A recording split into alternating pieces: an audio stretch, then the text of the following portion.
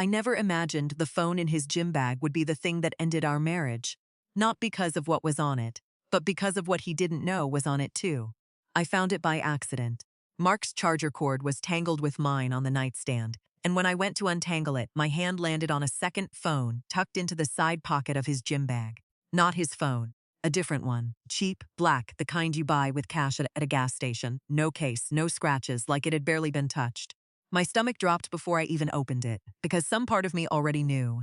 I told myself it was nothing. Work phone. Burner for fantasy football bets. Anything but what it actually was. I was wrong. What I found on that phone that night didn't just end our marriage. It unraveled every version of my life I thought I understood. My husband, my in-laws, even the story of how we fell in love. And the worst part wasn't what he'd done. It was how long everyone around me had known and said nothing. I just didn't know yet that the recording he made to control me would end up being the exact thing that set me free. My name is Claire, 34, and 2 years ago I would have told you my marriage was ordinary in the best way. Not flashy, not dramatic, just steady. Mark and I met at a mutual friend's barbecue 9 years ago. He made me laugh so hard, I spilled lemonade down the front of my dress. And instead of laughing along with everyone else, he ran inside his friend's house and came back with a dish towel, like it was the most natural thing in the world. That's who I thought he was. Someone who noticed when I needed help before I even asked. We dated for 3 years before he proposed, on a hiking trail we'd walked a dozen times before, at the exact spot where he'd once pretended to twist his ankle, so I'd let him hold my hand for balance. We got married a year later in a small ceremony in my parents' backyard, string lights strung between the oak trees, 40 guests, a cake my aunt baked because she insisted. His mother, Diane, cried during the vows, which surprised me at the time, because Diane hadn't struck me as a crier. She struck me, even then, as someone who watched people the way a hawk watches a field, patient, assessing, waiting for something to move. I worked as a dental hygienist at a practice 15 minutes from our house. Mark managed inventory for a regional distribution company, the kind of job with steady hours and a pension, the kind our parents' generation would have called a good, stable job with real approval in their voices. We weren't rich, but we were comfortable. We had a 2-bedroom house with a yard too small for the dog we kept saying we'd get someday. We had Sunday dinners with his parents every other week, because that was the rhythm his family ran on. And slowly, without ever deciding to, I learned to run on it too. The small things started so small I didn't call them anything at all. Mark liked to know where I was. Not in a controlling way, I told myself, in a caring way. He'd text if I was 5 minutes late leaving work. He'd ask who I was with when I went out with my friend Priya. And when I'd answer, he'd ask a follow-up question. And then another, until the conversation felt less like curiosity and more like a deposition. What time did you get there? Who ordered first? Did Priya's husband come too? I chalked it up to love. Diane used to say, over dinner, with a little laugh, a man who doesn't ask questions is a man who doesn't care. And I believed her, because she'd been married 38 years and I figured she knew something I didn't. What she knew, I'd later learn, was her son. The dinners at his parents' house were where I first noticed the pattern, though I couldn't name it yet. Mark had a younger sister, Kelsey, who could do no wrong in that house. Kelsey forgot her mother's birthday 2 years running, and Diane laughed it off as creative types losing track of time. Kelsey was, at 29, still living rent-free in their finished basement, and it was framed as her saving up for something that never seemed to materialize, while my working 2 jobs through college to avoid debt was never mentioned at all, not once, like it hadn't happened, like it wasn't a thing a person could be proud of. I brought a pie to Easter dinner once. A lemon meringue I'd stayed up making from scratch because Mark said it was his father's favorite growing up. Diane took one bite, set down her fork with a small, precise click against the china, and said, "It's a little tart, isn't it?" Kelsey's version is sweeter. Kelsey hadn't made a pie that year, or the year before. Kelsey had bought a pie from the grocery store 2 Easters back, and everyone had complimented it like she'd built it from the ground up. Nobody at that table seemed to remember that but me. I mentioned it to Mark on the drive home, carefully, the way you test if ice will hold your weight before you put your full foot down. He sighed, eyes on the road, and said, "Don't read into it, that's just how Mom is." And I let it go, because that's what you do when you love someone, and you don't yet understand that that's just how Mom is often the first sentence of a much longer story nobody wants to finish telling you. The apartment thing was the first real red flag, though I didn't call it that at the time. I had been putting money aside for a year, a private account with about $6,000 in it, meant for a trip to Portugal I'd dreamed about since college. Ever since a professor showed slides of Lisbeth at sunset, and something in me had ached quietly for it ever since. I told Mark about it over dinner one night, excited, spreading brochures across the table like a kid with a treasure map, watching his face for the excitement I felt. He got quiet instead. Then he said his cousin Jason needed help covering a security deposit and first month's rent on a new apartment. And could I help out, just this once? We'd get it back before I even needed it. I said yes because that's who I was, generous maybe to a fault, unable to say no to family even when the family wasn't strictly mine. The money never came back. When I asked about it 4 months later, gently, over coffee, Mark said Jason was going through something and it wasn't the right time to bring it up. When I asked again 2 months after that, he told me I was being obsessive about money, in a tone I'd never heard him use with me before, flat and cold, like a door closing somewhere I couldn't see. I stopped asking. I told myself it was $6,000, not the end of the world, and Portugal could wait another year. That was the year the small red flags started arriving faster than I could fold them down and put away. Mark began checking my phone. Not obviously, he was careful about it, but I'd noticed my messages marked as read that I hadn't opened, my location history glancing oddly at the edges, like someone had been in a room and tried to leave it exactly as they found it, but missed one cushion out of place. When I brought it up, he laughed and said I was being paranoid. And somehow, impossibly, I ended up apologizing to him for accusing him of something I was almost certain he'd done. That's the trick of it, if you've never lived it.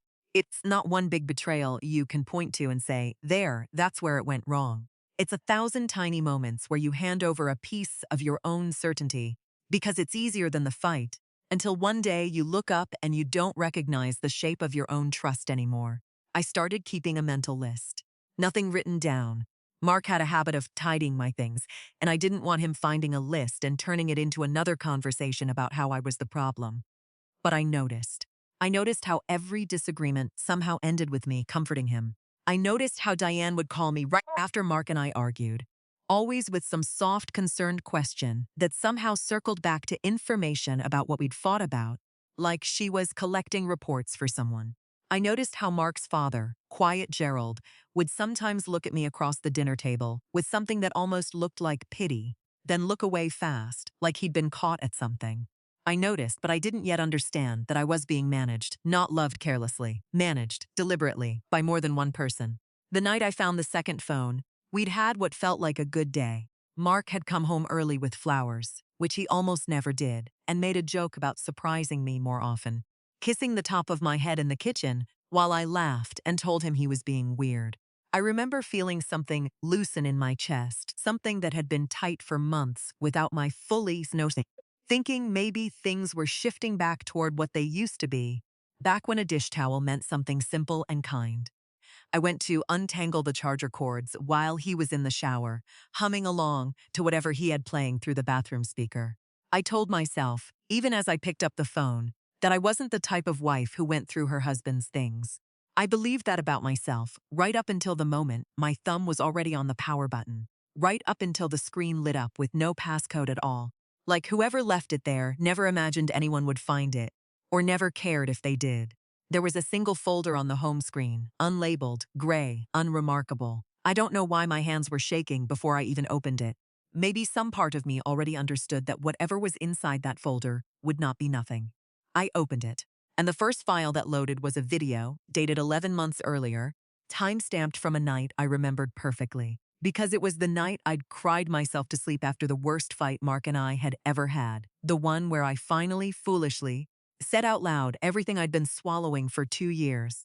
I hit play with the water still running in the shower down the hall, and I heard my own voice come out of that phone, saying things I'd said in what I thought was the privacy of our bedroom, in what I thought was a private, painful, unguarded moment between a wife and the man she loved. Except it hadn't been private at all. And as I sat there on the edge of our bed, listening to myself being recorded without my knowledge, I noticed something else in that folder. A second file, then a third, then a whole list of them, going back years, further back than I had known this phone existed. I didn't understand yet what Mark had actually been doing with these recordings, or who else had seen them. I only knew, with a certainty that turned my blood to ice, that this wasn't the beginning of his secret. It was the middle of it. and I was about to find out exactly how far back it went and exactly who had been helping him hide it. I sat there on the edge of our bed, with the shower still running down the hall, and I did the only thing I could think to do. I started scrolling. The files weren't organized by name.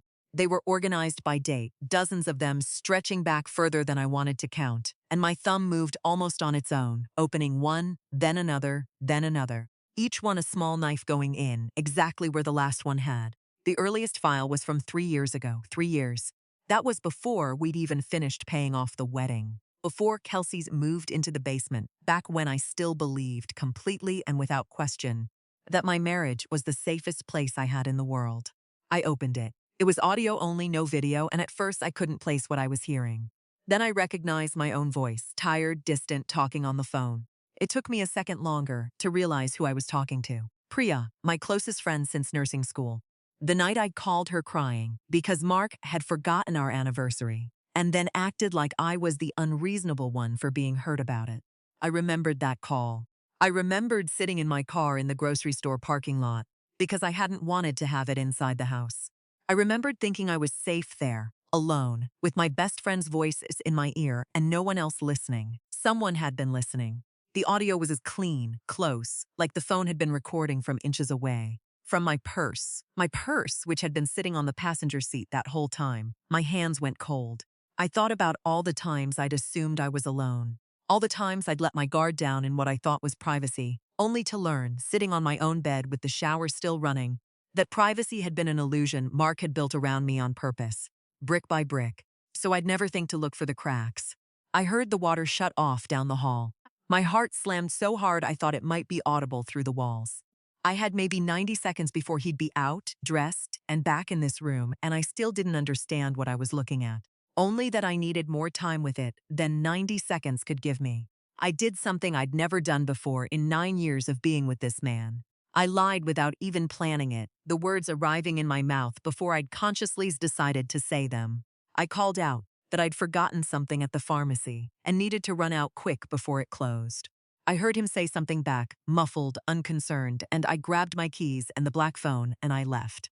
I drove 3 streets over and parked outside a closed dry cleaner's, engine running, hands shaking on the wheel, and I made myself keep watching. There were recordings of arguments, recordings of quiet moments, me singing badly to myself while I did dishes, me talking to my mother on the phone about wanting to try for a baby someday, a conversation I had never told another living soul about because it had felt too tender, too early, too mine. There was a recording from the night of my sister's wedding, when I'd had too much champagne and cried in the bathroom about missing my grandmother, who'd passed the year before. I remembered locking that bathroom door. I remembered being certain I was alone. And then I found the folder within the folder, a subfolder labeled simply D. I opened it with a feeling like stepping off a curb I hadn't seen was there. Inside were shorter clips, cut and trimmed, none of them longer than 2 or 3 minutes, each one showing me at what I can only describe as my worst. Crying, yelling, once even a clip of me breaking a coffee mug against the kitchen counter during a fight. Something I was deeply ashamed of and had never told anyone outside that room. These weren't just recordings, they'd been curated, selected. Someone had gone through hours of my most private, most vulnerable moments and pulled out the worst of them, packaged them. Like evidence for a trial I didn't know I was standing in. And then I saw the file names, not dates, names for mom, proof she's unstable, mom wants this one, send to DRE custody talk. We didn't have kids. I sat in that car outside the dry cleaners for I don't know how long, staring at those 3 words, feeling the entire architecture of my marriage rearrange itself in my mind like a house I'd lived in for years, suddenly revealing a hidden room I'd never known was there. We didn't have kids yet, but we'd talked about trying. We'd talked about it a lot, actually, in the last 6 months, mostly at Diane's insistence, mostly at family dinners where she'd ask, pointed and smiling, when she'd finally get a grandbaby out of us. I thought about every single conversation where Mark had gently, almost lovingly, suggested I seemed stressed lately, or not quite like yourself, always in front of his mother, always with that same soft, concerned face, like he was worried about me rather than building something.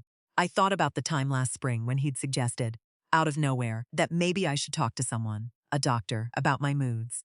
I had brushed it off at the time, mildly annoyed, mildly touched that he cared. Now it landed different. Now it landed like a brick. They'd been building a file on me.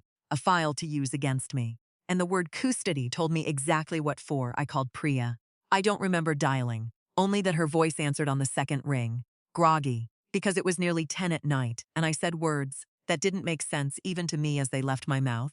Something like, I think Mark's been recording me for years, and I think his mother wants him to use it to take a baby we don't even have yet. And Priya, God bless her, didn't ask me to repeat myself or slow down. She just said, "Where are you? Don't go home. I'm coming." I told her I couldn't leave, not yet, not without knowing more. And she stayed on the phone with me while I kept scrolling, kept opening files I probably shouldn't have opened, each one peeling back another layer of a life I thought I understood. There was a text thread screenshotted and saved as an image, between Mark and a number saved only as D. I didn't need 3 guesses. Diane. The messages went back over a year. In them, Diane asked, repeatedly, patiently, like a woman managing a long campaign, whether he had anything new, whether Claire was still refusing to see a doctor, whether he'd started the paperwork with the lawyer she knew from her book club, the one who specialized, she wrote, in exactly this kind of situation. Exactly what kind of situation, I didn't yet know. But I understood, sitting there with Priya's breathing in my ear and the dry cleaner's dark windows in front of me, that I was not looking at a marriage that had drifted or struggled the way ordinary marriages sometimes do. I was looking at a plan. A long, patient, deliberate plan, built by 2 people who loved each other more than either of them had ever loved me, aimed at a version of my future I hadn't agreed to and didn't yet understand the shape of. The most recent message, sent 4 days earlier, was from Diane. It read, "Talk to the lawyer this week. We don't want to wait until she's pregnant. Easier before than after." I read that sentence maybe 6 times. Easier before than after. Before what? After what?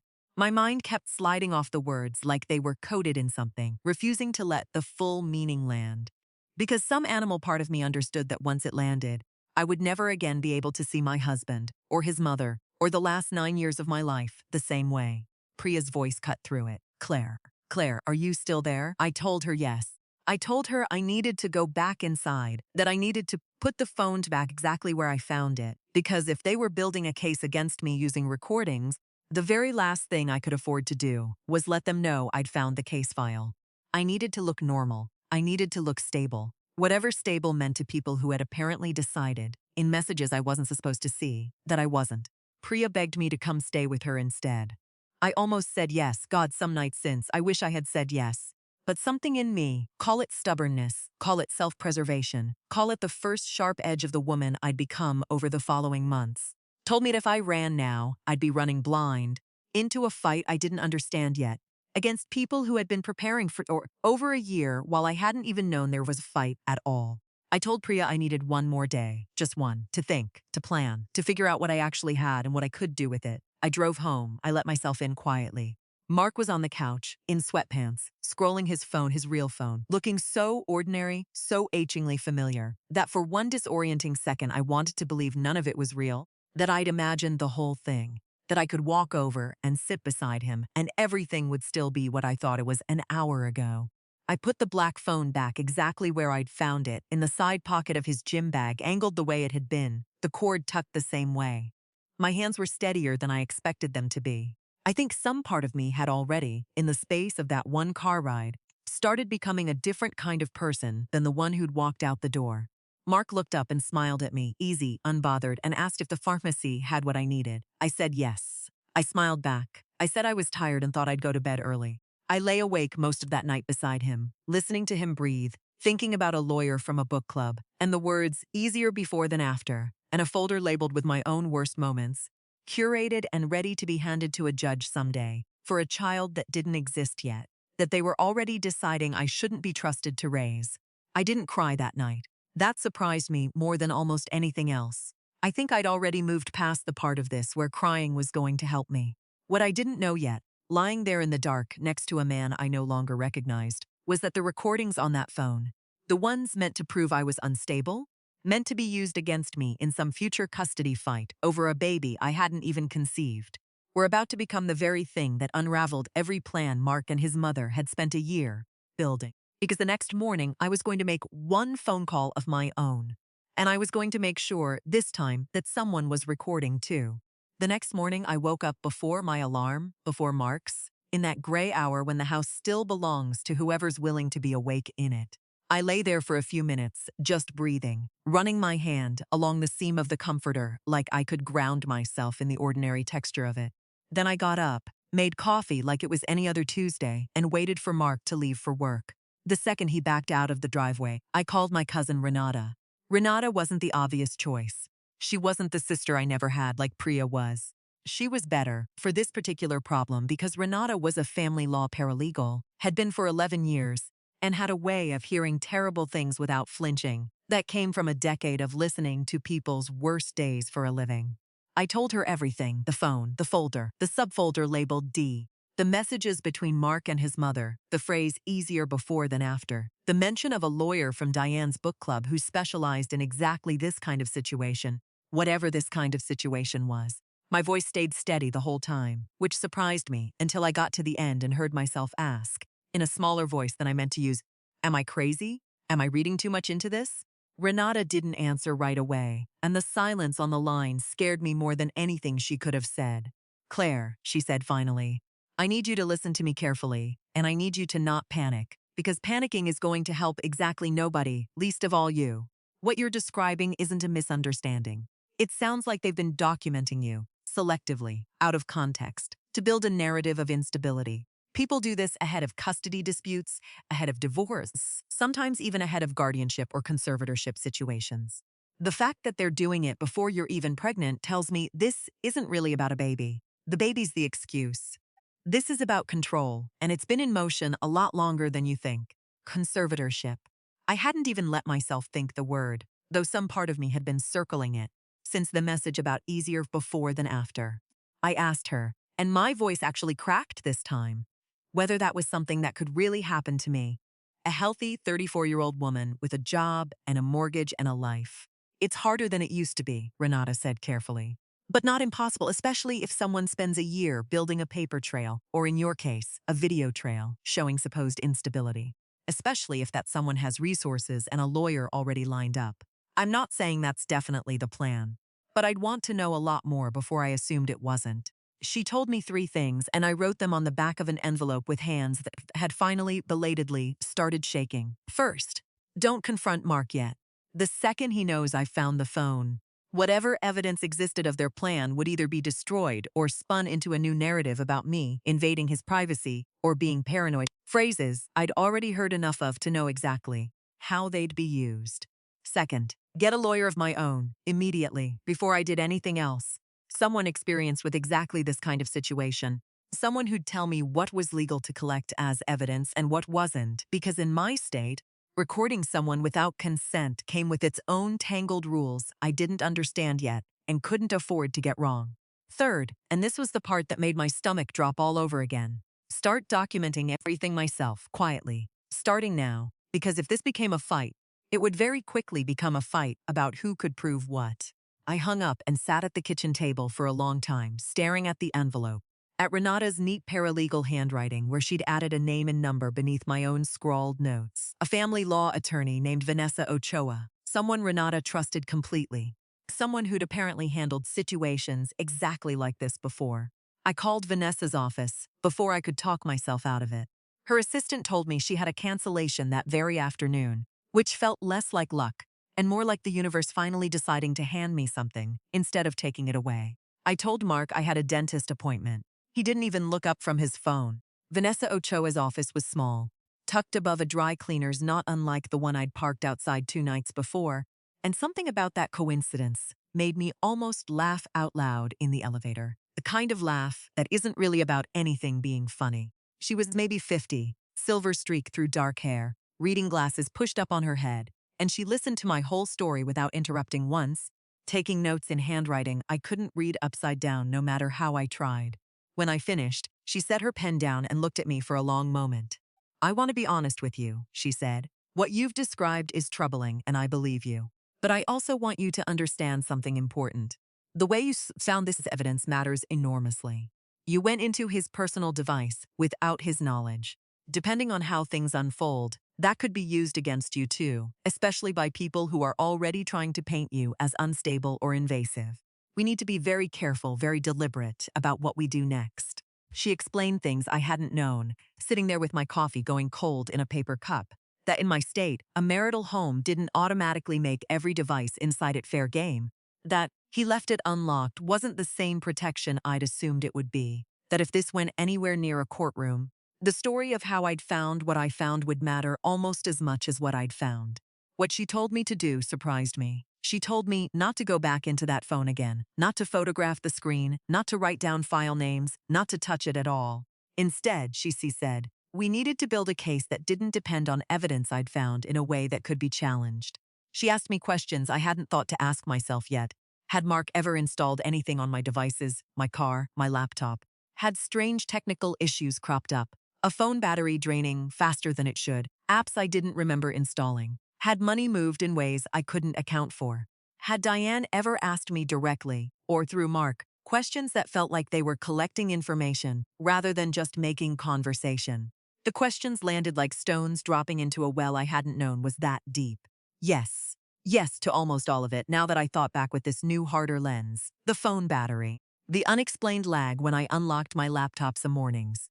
A software update Mark had insisted on installing on my phone 8 months ago, standing over my shoulder while he did it, telling me it would fix a bug I hadn't even noticed. Vanessa's face didn't change, but something in her eyes did, a kind of grim recognition, like a doctor confirming a diagnosis she'd already suspected. I think, she said slowly, you may be dealing with more than a hidden phone. I think you need a digital forensics specialist to look at your devices before you do anything else. Quietly, off the record, for now. If there's spyware on your phone or your laptop, we need to know exactly what it's capturing before we make a single move. Because the moment you tip your hand, if there is software like that installed, they'll know everything we're planning before we've finished planning it. I left her office that afternoon with a referral to a forensics specialist, a retainer agreement I signed with a hand that barely felt like mine, and an instruction that turned my stomach in a whole new direction. Go home, act normal, and assume, until proven otherwise, that anything I said out loud in my own house might not be as private as I thought. I drove home, replaying every conversation I'd had in that house over the past 8 months, every phone call with my mother about wanting to try for a baby, every late-night conversation with Mark where I'd voiced doubts about us, doubts I'd only ever meant for his ears, doubts that now might have been funneled straight to his mother, and, God only knew, to a lawyer waiting in the wings. I thought about the coffee mug I'd broken during a fight 8 months ago, the one now apparently saved in a folder labeled with my worst moments. And I wondered, with a cold new clarity, whether that fight had been provoked. Whether more of them had been provoked than I'd ever considered. That night at dinner, Mark asked how the dentist appointment went, and I said fine, no cavities, and he said good, distracted, half watching something on his phone, and I sat across from him thinking that I was now, officially, living a double life inside my own marriage. Performing normalcy for an audience I finally understood had been watching, in one form or another the entire time. 2 days later, the forensic specialist, a quiet, careful man named Deshawn, who worked out of a converted office space that smelled like electronics and burnt coffee, confirmed what Vanessa had suspected. My phone had a piece of monitoring software installed, disguised as a battery optimization app, capable of recording ambient audio, tracking location continuously, and logging keystrokes. It had been installed, according to the metadata, 8 months earlier. The same week as the software update, Mark had stood over my shoulder to perform. Deshawn looked at me with the careful, practiced neutrality of someone who'd delivered this kind of news before and said, whoever installed this had access to everything you typed, everywhere you went, and almost certainly everything you said out loud within earshot of this phone for the past 8 months. I asked him very quietly whether that was legal. No, he said, it's absolutely not. In most states, this is a serious crime. Wiretapping, illegal surveillance, sometimes both, depending on how it's charged. This isn't a gray area, Claire. This is the kind of thing that ends up in criminal court, not just family court. I sat in my car in his parking lot for a long time after that, the same way I'd sat outside the dry cleaners 2 nights before, except this time the shaking in my hands didn't come from fear. It came from something else entirely. Something sharper, something that felt, for the first time since I'd found that black phone, less like falling and more like standing up.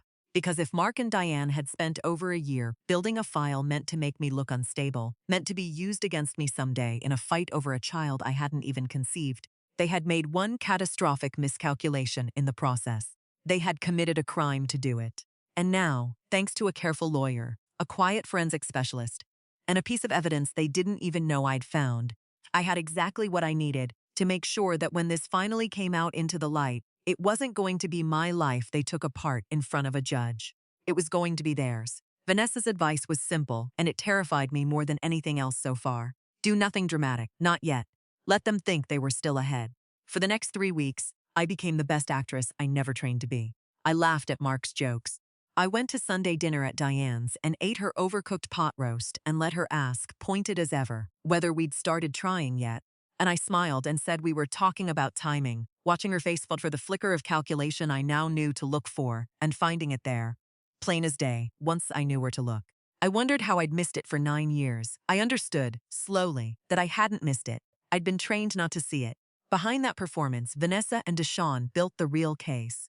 Deshawn preserved forensic images of both devices before anyone could tamper with them, documenting the spyware's installation date, its capabilities, everything it had transmitted, and to where, which turned out to be a cloud account registered, we discovered with a kind of nauseated inevitability, to Diane's email address. Vanessa quietly filed what needed filing to protect me legally and looped in a criminal attorney, a sharp, no-nonsense man named Robert Kim, because what we were sitting on had moved well past the boundaries of divorce court. The plan, when it finally came together, had 2 prongs. Robert would report the illegal surveillance to the district attorney's office, with Deshawn's forensic evidence as the backbone. And Vanessa would file for separation, using that same evidence to make sure any custody or stability arguments Mark or Diane tried to raise about me would collapse under the weight of what they'd actually done. The day it all came to a head started, fittingly, at another Sunday dinner. I hadn't planned it that way. I'd planned to wait for the paperwork, for the DA's office, for the careful, lawyer-sanctioned sequence of events Vanessa had mapped out for me. But Diane, 3 glasses of wine into the evening, leaned across the table with a smile that didn't reach her eyes and said, "So Claire, Mark mentioned you've seemed a little stressed lately. Anything you want to talk about? We're family, you can tell us anything." And something in me, some final thread that had been fraying quietly for weeks, simply gave. "Actually," I said, setting down my fork, "there is something. I found a phone in Mark's gym bag a few weeks ago." The table went silent in a way I will remember for the rest of my life. Gerald's fork stopped halfway to his mouth. Kelsey looked up from her wine glass with something that might have been genuine confusion. Mark's face did something complicated and fast, fear and calculation moving across it almost simultaneously, before settling into a kind of practiced concern. "Claire," he said carefully, "we don't need to do this here." "I think we do," I said, and my voice came out steadier than I felt, steadier than I had any right to feel. Sitting at a table with 3 people who had apparently spent over a year deciding I was the problem. Because I found recordings, Mark. Recordings of me going back 3 years. Private conversations. Moments in my own car, my own bathroom, my own bedroom. And I found messages between you and your mother about a lawyer, about a custody case, about a baby we don't even have yet. Easier before than after. "Do you remember writing that, Diane?" Diane's face went white, then a mottled, furious red. "You went through his phone? You had no right." "There's also spyware on my phone," I continued, over her, because I had rehearsed this in the shower, in the car, in the mirror, enough times that the words came without effort now. "Installed 8 months ago, the same week Mark did a software update on it. It's recorded my location, my conversations, my texts, everything, this entire time, and it's been feeding all of it into a cloud account registered to your email address, Diane. My forensic specialist has already documented all of it. My lawyer has already filed. And my other lawyer has already reported the illegal surveillance to the district attorney's office." The silence that followed was the kind you could have poured concrete into. "You're lying," Mark said, but his voice had lost its footing entirely, cracking on the second word. "You wouldn't. You don't have access to anything like that." "I do," I said. "I have forensic images of both devices. I have the metadata showing installation dates. I have the cloud account information. I have screenshots of messages between you 2 that Deshawn recovered before either of you thought to delete them. And Mark," I looked at him now, really looked, at the man I'd married in my parents' backyard, under string lights, and felt something close, finally, like a door swinging shut on a room I no longer needed. "Illegal surveillance isn't a divorce court problem. It's a criminal one. Robert says the DA's office is already reviewing the case. Gerald, who had said almost nothing at that table in the entire 9 years I'd known him, finally spoke, his voice low and strange. "Diane, tell me you didn't." Diane didn't answer him. She was staring at me instead, and for the first time in 9 years I watched her calculate something and fail to find an exit. Kelsey, to my genuine surprise, was the one who broke first. "Oh my God," she said quietly, looking between her mother and her brother, "the family fund. The one Mom said was for emergencies. That's what the lawyer retainer was, wasn't it? That's what my rent money's been going toward this whole time, isn't it?" Nobody answered her, which was, in itself, an answer. I stood up from the table. My hands weren't shaking anymore, which surprised me almost as much as anything else that night. "I'm not interested in a screaming match," I said. "Everything that needs to happen now is going to happen through lawyers and, apparently, the district attorney's office. I just wanted you to know, before any of that starts, that I know. All of it. And I'm done pretending I don't." I left Mark standing in his parents' dining room, his mother's hand pressed flat against her mouth, his father staring at her like he was seeing her for the first time in 38 years of marriage, and I drove myself home, to what was, for the moment, still my home too, and I packed a bag, and I went to Priaz. The weeks that followed moved faster than I expected, and slower than I could bear, sometimes in the same afternoon. Robert's investigation, paired with Deshawn's forensic work, gave the DA's office more than enough to move on Mark for illegal electronic surveillance, a charge that, given the scope and duration of what he'd done, carried real weight. Not a slap on the wrist, but an actual prosecution, with Mark's name attached to it in public records anyone could search. Diane, it turned out, had helped fund the spyware, and had directed at least some of what got recorded and saved, which put her in legal jeopardy of her own, something Gerald apparently could not forgive, because within 2 months, he'd moved into a small apartment across town and stopped attending family dinners of any kind. Kelsey, of all people, reached out to me. Not immediately. It took her almost a month, but she called one evening and, in a voice thick with something that sounded like shame, told me she hadn't known about the recordings, only about the fund, and that she'd never once imagined what it was actually being used for. I don't know if I fully believe that even now, but I believe she meant it when she said she was sorry, and that was more than anyone else in that family had offered me. The divorce moved through court almost embarrassingly fast once the criminal case was underway, because no judge wants to linger on custody arguments from a man facing prosecution for illegally surveilling his own wife.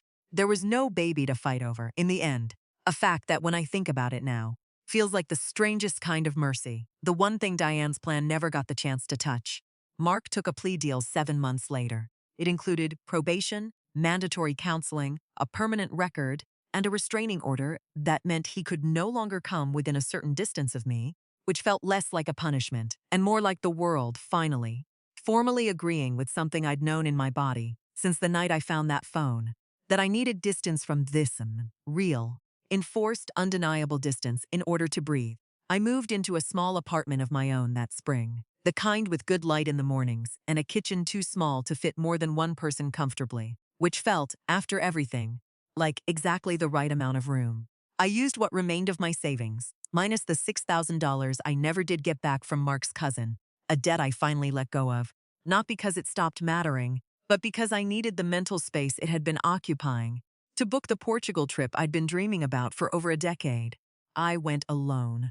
I stood on a cliff outside Lisbon on my second evening there, watching the sun go down over water so blue it looked unreal, and I cried for the first time since that night on the edge of our bed, except this time it wasn't fear moving through me. It was something quieter, something like grief finally allowed to finish its work, and underneath it, something else, something that had been trying to surface for years and had finally found the room to do it. I think about Diane sometimes, and the messages I read that night in a parking lot outside a dry cleaner's. Easier before than after. I understand now that she meant it as strategy, as something clinical and cold, a plan to be executed before I had a child who might complicate the narrative they'd built around me. What she never understood, what none of them understood, was that the recordings meant to prove I was unstable were the very thing that finally showed me, with total clarity, exactly how stable I actually was. Because it takes a steady hand to sit in a parking lot at 10 at night, discover your entire marriage is a surveillance operation, and choose, calmly, deliberately, to fight it with truth instead of collapsing under the weight of it. I don't know what Mark tells people now, if he tells them anything at all. I know Kelsey moved out of her parents' basement, not long after everything came apart, got her own place, started, from what little I hear, actually building a life instead of waiting for one to be handed to her. I know Gerald sends me a card every year around the holidays, short, awkward, always signed simply Gerald, like he's still working out what he's allowed to say to me. And I know that on quiet evenings now, in my apartment with the good morning light, I sometimes think about that black phone sitting in the side pocket of a gym bag, waiting to be found. I think about how something built to prove I was falling apart ended up being the exact thing that showed me how to put myself back together. They wanted a recording to control me. Instead, it gave me my life back.